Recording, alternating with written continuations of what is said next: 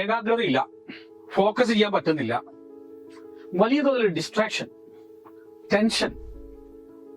എന്തുകൊണ്ടാണെന്ന് നമ്മളെല്ലാവരും അത്ഭുതപ്പെടാറില്ലേ? നമുക്കൊക്കെ അങ്ങനെ സംഭവിക്കാറുണ്ട്.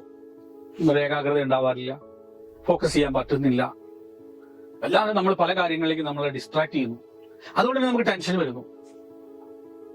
നമ്മിൽ വന്നു ചേരുന്ന നിരവധികളായ നിരവധി അറിവുകൾ അതിൽ വേണ്ടതും വേണ്ടാത്തതുമുണ്ട്.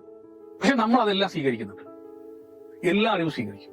അത് നമ്മുടെ തലച്ചോറിനെ, ബ്രെയിനിനെ ഒരു വേസ്റ്റ് ബാസ്ക്കറ്റ് ആക്കി മാറ്റും. ആൻഷ്യൻ വേദിക് സൂത്രാസ് ഉപയോഗിച്ച് എങ്ങനെ നമുക്ക് മനസ്സിനെ ഡീക്ലട്ടർ ചെയ്യാം എന്നുള്ളതാണ് മുഖ്യമായ ഒരു ചോദ്യം. കാരണം നമ്മുടെ സോഷ്യൽ മീഡിയയിലൂടെ, വാട്സാപ്പിലൂടെ, ഇൻസ്റ്റാഗ്രാമിലൂടെ എന്ന് വേണ്ട എല്ലാ ഭാഗത്തു നിന്നും നമ്മൾ അറിയുന്ന ആളുകളിലൂടെ, നമ്മൾ കാണാത്ത റീലിനെ കുറിച്ച് നമ്മുടെ ഫ്രണ്ട് കണ്ടിട്ട് അത് വിശദീകരിക്കുന്നതിലൂടെ, അങ്ങനെ ഇത്തരത്തിലുള്ള നിരവധി അറിവുകൾ കാരണം നമുക്ക് വേണ്ട മേഖലയിൽ എവിടെയും എത്തിച്ചേരാൻ കഴിയുന്നുമില്ല. ഇതാരും അറിയാത്ത ഒരു കാര്യമാണ്. കാരണം നമ്മുടെ മേഖലയിലാണല്ലോ നമ്മൾ ഏറ്റവും കൂടുതൽ ചിന്തിക്കേണ്ടത്. നമ്മൾ ഏത് വർക്ക് പ്രൊഫഷനാണ് ചെയ്യുന്നത്, ആ മേഖലയിലല്ലേ നമ്മൾ ചെയ്യുന്നത്. അത് നമുക്കൊരു ബ്ലൈൻഡ് സ്പോട്ടാണ് ഈ കാര്യം. ഈ ബ്ലൈൻഡ് സ്പോട്ട് തിരിച്ചറിഞ്ഞ് അതിനെങ്ങനെയാണ് പരിഹരിക്കാൻ സാധിക്കുക? അതിനുള്ള വേദിക് സൂത്രാസ് എന്താണ്? ആൻഷ്യന്റ് വേദിക് ഗുരുകുല സിസ്റ്റത്തിൽ കോഴിക്കോട് ഞങ്ങൾ 3 ദിവസത്തെ ഒരു പ്രോഗ്രാം വയ്ക്കുന്നുണ്ട്. അതിന് വേദായനം എന്നാണ് പേരിട്ടിരിക്കുന്നത്.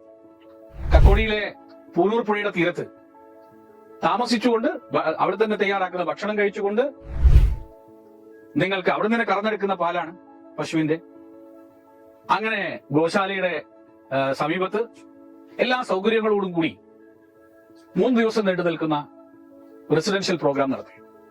ഈ പ്രോഗ്രാം നമ്മുടെ ജീവിതത്തിൽ എങ്ങനെയാണ് നമ്മുടെ ബ്രെയിനിൽ വന്നിരിക്കുന്ന നിരവധിയായ അനാവശ്യ ചിന്തകൾ, അനാവശ്യമായ ideas, so how much ideas അല്ലെ, നമ്മുടെ ബ്രെയിന് ശരിക്കും പറഞ്ഞാല് ഓവർലോഡഡ് വിത്ത് ഇൻഫർമേഷൻ ഓവർലോഡഡ്.